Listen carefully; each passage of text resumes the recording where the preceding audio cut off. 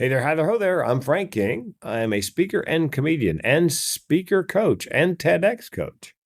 I started my entertainment slash speaking career the day after Christmas, 1985. Went on the road doing stand-up comedy in clubs, and I hold the record for the longest nonstop comedy club road trip ever, 2,629 nights in a row nonstop. That's 7 years and change. I'll do the math for you. During that time, I was writing for The Tonight Show. I wrote for The Tonight Show for 20 years. When the comedy club tour came to an end, I think that was 1994, I jumped to the corporate comedy circuit, the after dinner, after lunch, the rubber chicken circuit, they call it in the speaking business, and did corporate comedy. People ask, what's the difference between a club comic and a corporate comic? That's easy. $5,000 a night plus travel. I'm no math major, but that made sense. Some of my purist comedian friends, you sold out. You went corporate. Yes, I did. Yes, I'm a prostitute, but I'm a high-priced prostitute. I rode that horse until late 2007, early 2008, when the world financial markets collapsed. And then over the next couple of years, my wife and I lost everything. Finally had to file a Chapter 7 bankruptcy. And in April of 2010, I learned what the barrel of my gun tasted like, literally. Spoiler alert, I did not pull the trigger. A friend of mine saw me keynote last year, and he never heard me say, spoiler alert, I didn't pull the trigger. And he came up afterwards and he said this, and I quote, "Hey man, how come you didn't pull the trigger?" I said, "Hey man, could you try to sound slightly less disappointed?" That's where the comedy is in my topic, which is suicide prevention as a workplace health and safety priority. That's what I speak on. That's all I speak on. And you'll understand why as we go through this lesson. By the way, this is my first YouTube lesson. I've never done this before. I've been coaching for a long time. I've been coaching speakers and TEDx talkers since 2012. This is the first time I've recorded any of this for YouTube. And so I don't know if you're excited, but I am. You may be looking over my shoulder and thinking, is that his living room? Yes, it is. I could have done the virtual background with the green screen, but I thought, you know what? Why not just invite them into your living room? So as we say down south, where I was born in North Carolina, went to school in Chapel Hill. As we say down south, come on in, sit a while. And I'll see if I can't teach you something. So first lesson, why you're not getting paid to speak, and most importantly, how to fix it. This lesson is designed to help you understand why you're not landing paid speaking gigs and to teach you how to position yourself as a professional and stand out in your niche. And by the way, the word niche is going to come up over and over and over, and how to effectively communicate your value to meeting planners. Learning objectives. By the end of this lesson, you will identify 3 reasons why you're not getting paid. And by the way, we have 7 cats, rescue cats, and 2 rescue dogs. So during this video, you'll probably see her again or another cat wandering by. Welcome to my living room. By the end of this lesson, you'll learn how to identify the 3 main reasons you're not getting paid to speak. Learn actionable strategies to create a professional speaker profile that attracts paid opportunities, and understand how to pitch that profile effectively and highlight your value to meeting planners. Alrighty. Section 1, why you're not getting paid to speak. That's my radio voice. Why you're not getting paid to speak. Key problems. You're not positioned as a professional. Event organizers see you as a hobbyist. Every now and then I'll ask a new client, so what do you charge for a keynote? And they say, oh, $500, $750. Here's the deal.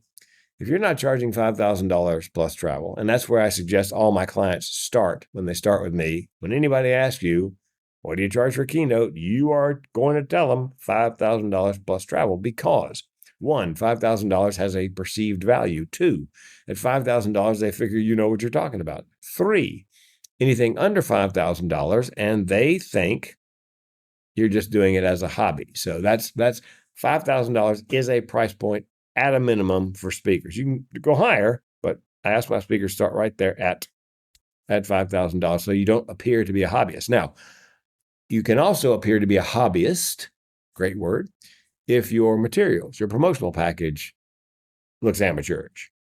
You need a professionally designed one-pager, website, and sizzle reel, which is a highlight reel, a video highlight reel, and a 10 to 20 minute version of you speaking on stage straight through, no edits. And if you don't have that, or if they look amateurish, you're not going to get booked. Here's why. The meeting planner's job, the meeting planner keeping their job, depends on you doing a good job. So why would they book somebody they weren't sure was truly a professional to speak to their audience and risk their job? Who booked this guy? That's why your materials have to look professional. You have to be able to sell yourself to the meeting planner, because oftentimes a meeting planner has to sell you to a committee. So you need to give them the tools they need to sell you to a committee. Think of it this way. Would you trust a financial advisor who didn't have testimonials, a website, and no proof of results? No. You would look for a financial advisor who had a professional website, had testimonials, could show results from his current or previous clients. Organizers make the same judgment about speakers. All right. Action step. Evaluate your current online presence. You need to take a look at your website, your LinkedIn profile, speaker one sheet, and ask yourself, are they clear? Are they credible? Are they focused? Here's the deal with speaking. The riches are in the niches. Let's take your website, for example. When a client comes to me, signs on with me as a TEDx/speaker coach, we take a look at their website. And oftentimes there's a lot going on. It pretty much highlights everything they do. And that's a mistake. You need to appear as a thought leader or expert in your field. And so you need a webpage that only says, hey, I am a speaker. I am a thought leader. I am an expert in this. You go to my website, mentalhealthcomedian.com. All you're going to see is, are you looking for a suicide prevention speaker or trainer? Nothing about the coaching I do, the comedy I do, the auctioneering I do, the emceeing I do, none of that. Just, are you looking for suicide prevention speaker and trainer? Because that's what the meeting planner is looking for. They're looking for the expert or thought leader and a professionally designed and functional website. All right, LinkedIn profile, same thing. Your LinkedIn profile. It drives me nuts when the profile says they work in real estate and Bitcoin and blockchain and Amway. You need to, in your LinkedIn profile, if you're going to be a professional speaker, it needs to scream professional speaker. And one sentence about you, and then the rest of it about what the client is looking to achieve. I have a client who has a program to recruit and retain top talent in construction. So the first line of his LinkedIn profile is about him, 103 years, family-owned masonry business. He's a CEO. The rest of it sounds like this. Do you want to learn how to recruit and retain top talent in construction? You want the client nodding along. Yes, I do, because there's a big labor shortage in construction. So first line about you, first sentence, the rest about what your client wants. It's all about them. When they hear your idea, here's what the client's thinking. Here's what the meeting planner's thinking. So what? Who cares? What's in it for me? Meeting planner, so what? Who cares? What's in it for my audience? All right. So you need a professional website. You need to have a LinkedIn profile that screams professional speaker, a professional one sheet, and a video, sizzle reel, and a 10 to 20 minute video straight through, no editing, of you on stage. Yeah, the meeting planners have gotten wise to the highlight reel, because anybody can look good in a highlight reel. They want to see you on stage for 10 to 20 minutes doing your thing. Now, if your topic or approach is too broad, in other words, I've had people say to me, I can speak to anybody on anything. Well, then you're going to speak to nobody on nothing. You need to pick a topic, pick a lane, and one lane, speak on one thing, solve one problem, and your approach in solving that problem. You need to pick 3 to 6 ideal client groups that you want to pitch that to. You don't want to pitch to everybody. You don't want to spray and pray, as they say. You want to pick 3 to 6 ideal clients. In my case, I picked 6 of the top 10 at-risk industries for suicide. 6 of the top 10 industries in the U.S. for suicide that they have the worst numbers vis-a-vis suicide. Otherwise, you're not going to get noticed. You're going to be one in a crowd. You're going to be a commodity, just another speaker. And that's definitely what you do not want. Here's an example. I speak on leadership. I can't tell you how many leadership speakers I know. Dozens. It's a very crowded field. You've got to set yourself apart. And here's a way to do it. I teach leadership strategies tailored customized for tech professionals leading who? Remote teams. Very specific. Leadership strategies, tech professionals, remote team. So if the meeting planner is looking and typing in speaker, tech, leadership strategies, remote teams, you're going to come up. And that's what we're after. The second example, the one I just gave you, is memorable because it addresses a specific audience with a specific need, solves one problem. You're going to hear that one problem thing over and over and over again. Okay. Is this an action item? Yep. Action step. Write down core topics. Write down the topics you can speak on. Most people can speak on more than one topic. I can do a networking speech, a motivational speech, cardiac comedy speech. I think there's something else I'm forgetting. But anyway, write down the things you can talk about. Now, narrow it down to one. The one thing, A, you're most passionate about, and B, the one thing that you can speak on that solves a problem. When I talk to my speakers for the first time, people sign up with me. I ask them, okay, tell me, what one problem do you want to solve? Great. Now, who has that problem and willing to pay you? Fine. Now, what associations they belong to? So you need to take the topics you speak on, figure out the one you're most passionate about, the one that's most marketable. Maybe you got a book in it. Maybe you got a podcast on it. And then make that your lane. Now, I know there's what they call economic cost, opportunity cost of picking a lane. You're not picking the other lanes where you might make money. But I believe this is a short-term loss, long-term gain, because you want to become a thought leader in this lane. So when people come looking for a speaker on this topic, they don't want just anybody. They want you. It's a long game, but it can be done, especially with good coaching. Alrighty. You're not communicating your value. You need to impress upon event organizers the benefits of bringing you to their event. What is the ROI for the audience, for the meeting planner paying you to be at that event? And you don't want to focus on what you want to say. You want to focus on what they need to hear. What problem are you solving? Yeah, when you're speaking, it's not about you, it's about them. It's a great book. You should buy it. Donald Miller, Building a Story Brand. He says speakers should make the audience the hero in the piece. When I speak on suicide prevention, I'm not up there trying to prevent suicide. I'm up there empowering the audience to prevent suicide. I make them the hero in the piece. I empower them to go out and stop suicide. Action step. Research 3 events you'd love to speak at. Identify the pain points so you can address their specific needs, challenges, or goals. Now, here's the good news. And one of the reasons people work with me. I've been doing this for 39 years, and I have a wonderful network. And one of my friends, Aiden, created this, speakingbusiness.tools. It's a set of tools using AI that speakers can use to identify for a particular industry and a particular event pain points. Yep. And how what you have to offer addresses their needs. And it happens like that. So, and there's a 7-day free trial.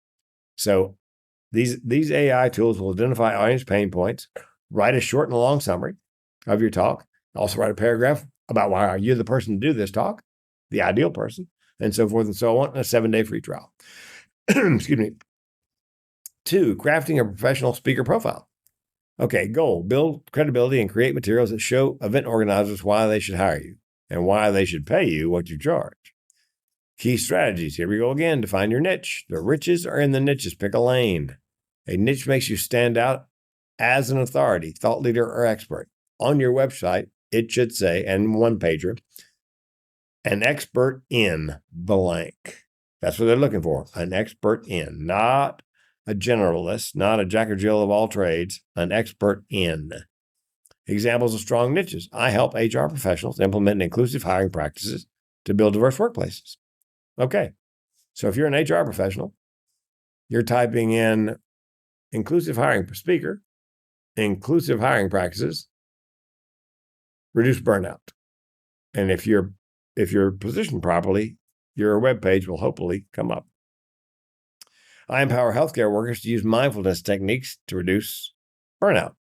Meeting planner looking for speaker, healthcare speaker, mindfulness, reduce burnout.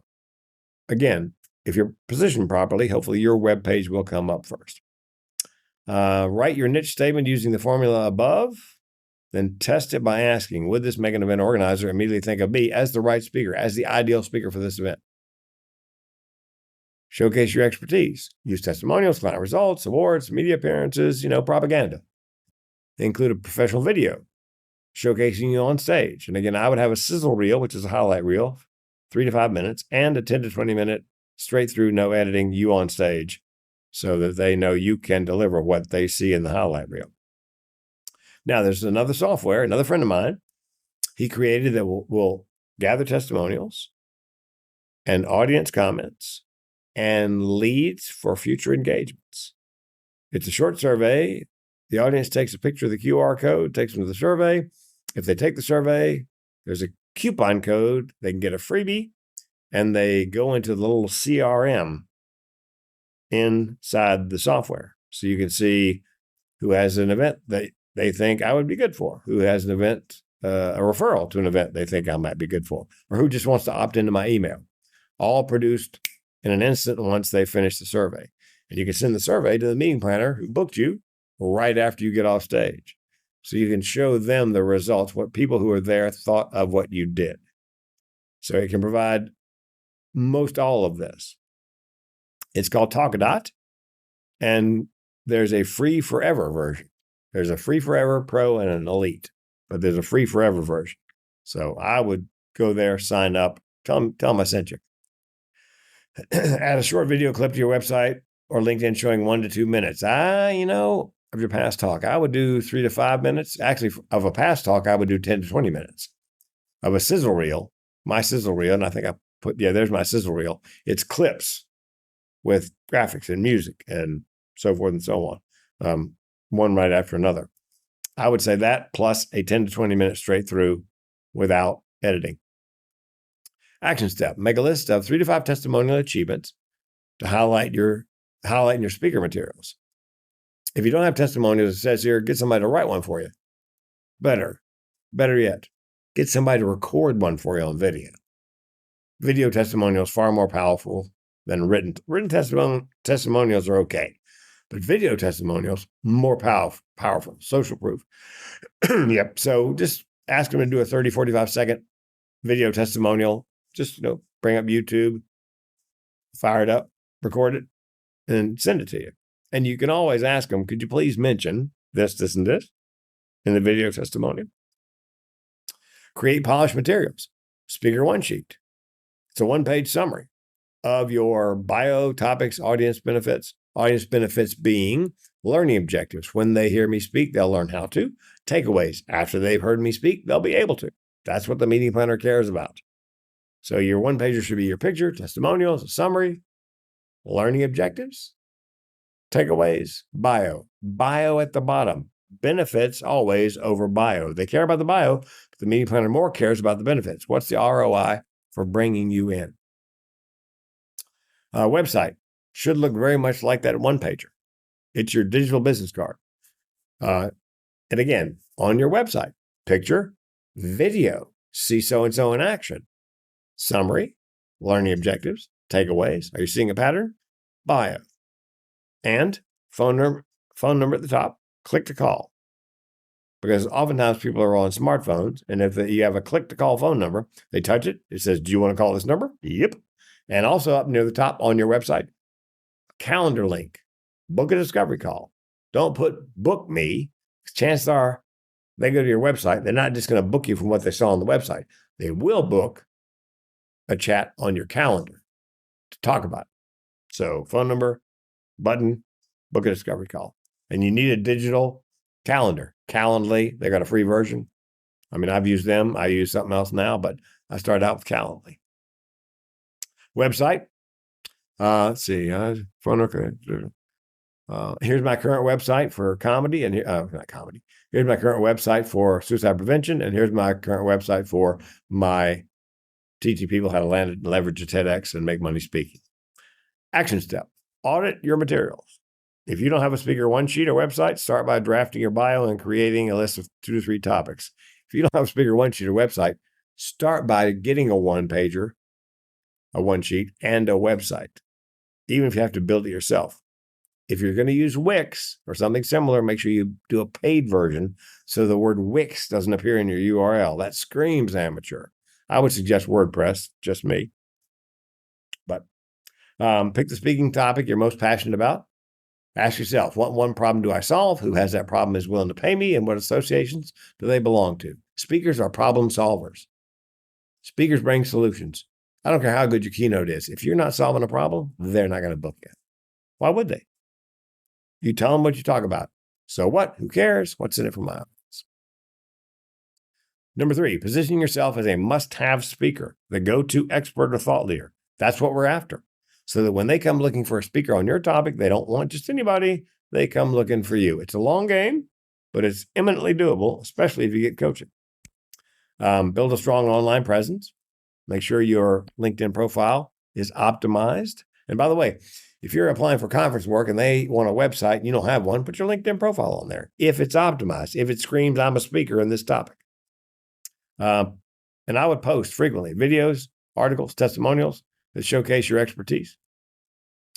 And I would post 5 times a week. And some of those posts, I wouldn't be doing self-promotion. I'll be doing education like this. Educate, educate, educate. Build trust with the people who are looking at what you're putting up on LinkedIn. The idea is be known before you're needed. If they're following you and learning things from you and seeing you're doing well, and you're not selling, or selling at all, you're just providing information, education. And I would recommend a lead magnet, give something away so you can collect their email address. You want to be top of mind so that when they need somebody who speaks on your topic, you come up in their mind. Oh, this person I've been following speaks on that topic. All right. Share on LinkedIn a post, recent trend or challenge in your niche. Post articles that are important to people who would book you to speak. If I found a great article on suicide in the dental business, I could post that because dentists have a high rate of suicide. They're one of my 6 ideal client groups. So I'm posting information that they care about. Educate them, don't sell them. It says here, call to action in your LinkedIn article or post. The call to action I recommend is download the lead magnet. But if you want them to book a call with you, a discovery call, a free consultation, put the link in the first comment. Say link to calendar in first comment. You don't want to put a link inside the post on LinkedIn because it will take them away from LinkedIn, and LinkedIn does not like that. Neither does Facebook or Instagram or Twitter. All right. Leverage social proof. Highlight well-known clients. If you've got logos, you can put them across the bottom of your one pager, put them across the bottom of your website. If you got enough of them, you can scroll them across the bottom of your website. It says use video testimonials or case studies. Case studies, video testimonials, yes, and I would get the free forever version of Talkadot because you're going to get testimonials and audience comments and also some graphs, pie charts. 98% of the people found Frank funny. 98% of the people found Frank's talk informative. This many people would like to see him again. So it's a great way to collect all that data. Action step. Create a testimonial collection strategy. Again, after each talk, ask organizers or attendees for feedback. I do that. I have my phone. I find the meeting planner. Would you mind giving me a 30 to 45-second testimonial? I'll ask you questions. Hi, how are you? Hi, not how are you. Hi, who are you? What do you do? What did you think of that pinhead Frank King? Yes. Do you think we achieved our goals today? Would you recommend Frank King to other groups? Boom, and done. And use Talkadot that gathers those testimonials. And when they take your survey, their information goes into a little CRM inside the Talkadot software. So you can see a hot lead, a warm lead, or just somebody who wants to opt into your email list.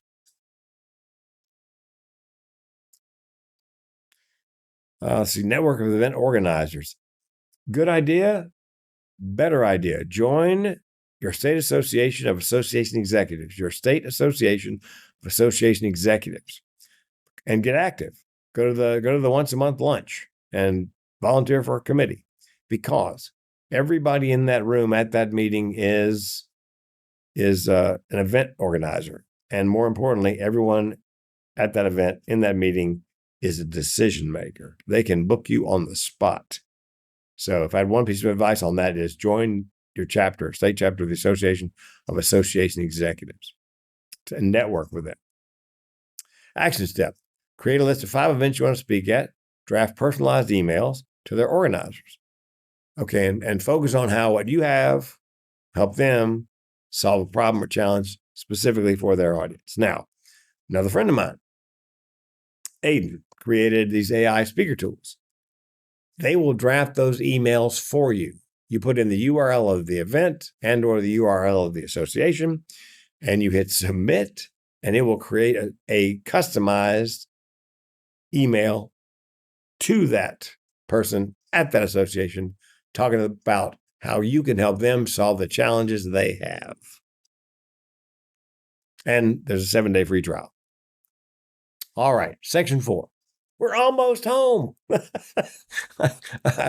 Can you tell I'm having fun doing this? This is just the first one.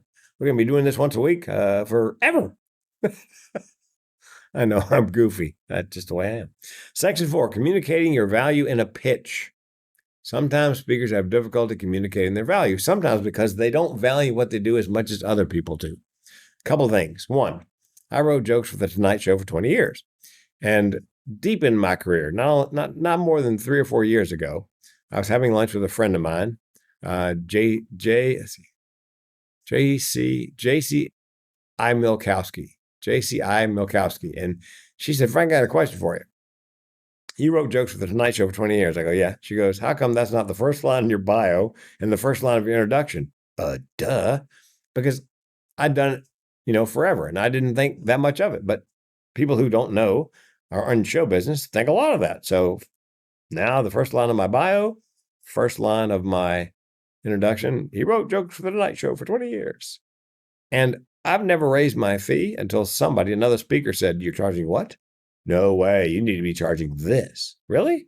Yes. Okay. Because even I don't always understand my value.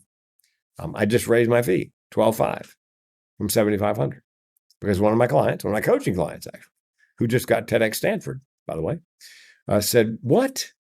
$7,500? Are you kidding me? You wrote jokes for The Tonight Show for 20 years. You have 12 TEDx talks, get ready to do number 13. You need to raise your fee. What should I charge? $12,500. Okay. So sometimes we don't know our value. And if you don't know your value, then it may be difficult to communicate your value in a pitch. Now, that said, that's all about me. A pitch is all about them. Tailor your pitch to the theme and the goals and the audience at the event. Oftentimes I'll call the meeting planner before the event and say, what are your goals for me at your event? Because I want to make sure I deliver exactly what they're looking for. Highlight the ROI of hiring you, whether it's audience engagement, actionable insights, long-term impact. I love being at a speaker networking meeting, and we're going around the room, the Zoom room. And the question is, what's the ROI for booking you? And, it's increased productivity,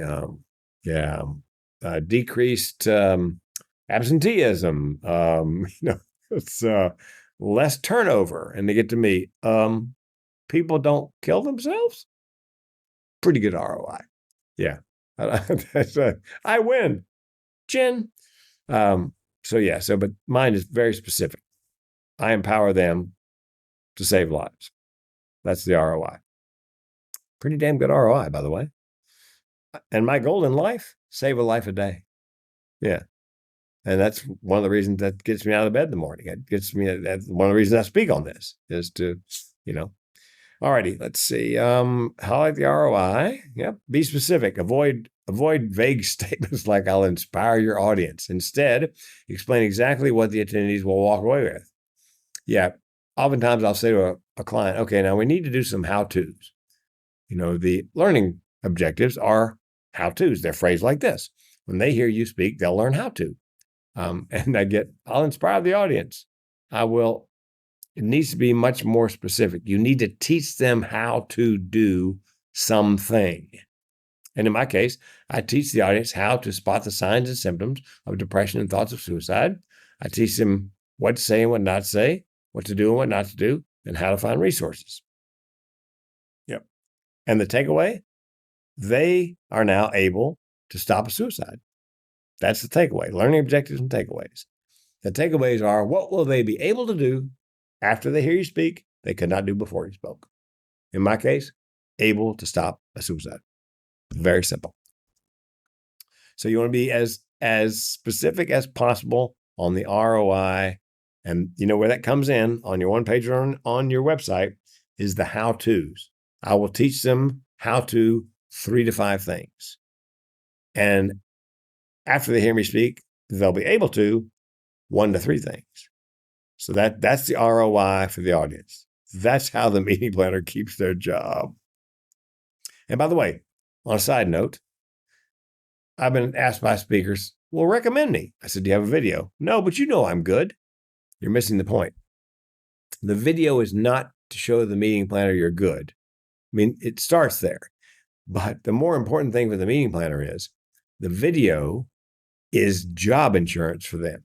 Because if you send them a video of what you do and you get up on stage and you do something entirely different, then the meeting planner's job is at risk. So the meeting planner can say, look, yes, I booked him, but here's his video. None of that was on the video. So the video is really job insurance for the meeting planner. That's why they want a video. They want to see you're good. They want to see you can handle the crowd, how you handle yourself, so forth. But bottom line, they want to make sure they have a job when you get done with your job. When I was doing comedy, corporate comedy, they would say to me, we're paying you $5,000 for just jokes? No, you're not paying me for the jokes I tell. You're paying me for the jokes I don't tell and the wisdom to know the difference. You're paying me so when I get done with my little joke job, you still have a job. And man, does that resonate with a meeting planner. Okay, examples. My talk, Leadership Strategies for Tech Professionals, will provide your audience with 3 actionable frameworks for managing remote teams effectively, boosting productivity, and reducing turnover. So the learning objectives are, I will teach your audience how to manage remote teams effectively, how to boost productivity, and how to reduce turnover. Write a pitch email for the event you want to speak at. Use this formula. Problem, address the audience's challenges. Solution, explain how you're going to solve it.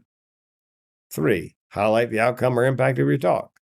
Okay, now, all that can be garnered by putting the event URL and the association URL into the Speaking Business Tools. It will give you 3 challenges that audience is facing.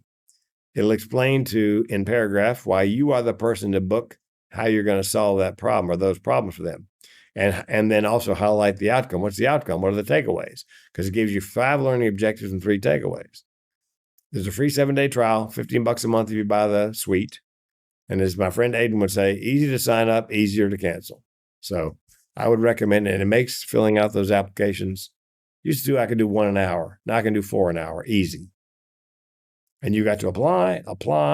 That's where most of my clients fall down on the job. That's why that's one big reason they're not getting paid to speak, is because they're not pitching to speak. I provide my clients with a list of 100 speaking leads at conferences a week. Now, not all of them pay, but a good percentage, like 15, 20% of them pay.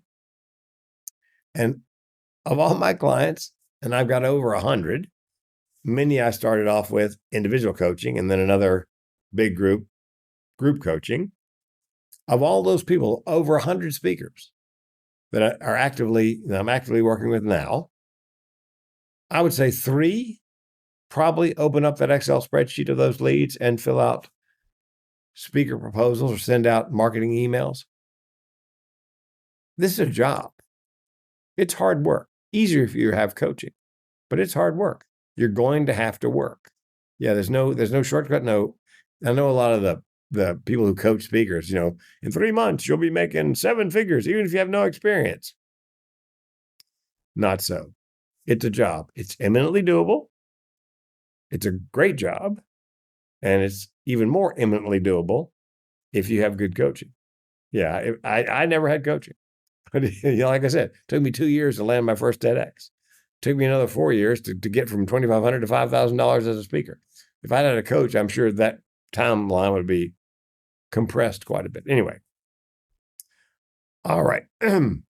Let's see. You're supposed to pick one strategy from today's lesson and implement it within the next 48 hours, whether it's refining your niche statement, updating your materials, or auditing your materials so you can update them. Pitching an organizer, taking action is key to progress. And if you'd like to book a call with me, a 45-minute call, no charge, free consultation, I will help you solve one problem that you're having getting paid to speak. So be thinking about one problem you would like me to help you solve so you can start getting paid to speak and paid well.